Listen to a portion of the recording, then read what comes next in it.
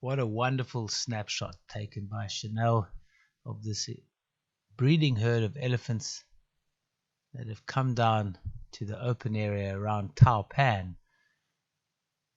An incredible contrast between the green, the dark hills in the background, and these bright red elephants. They've clearly been rolling in some ochre clay, the mud having a very high iron content. What I especially like about this photograph is that little elephant on the right hand side stretching its trunk out. Looks to be in rather a good mood. Wonderful snapshot taken at Tao Pan.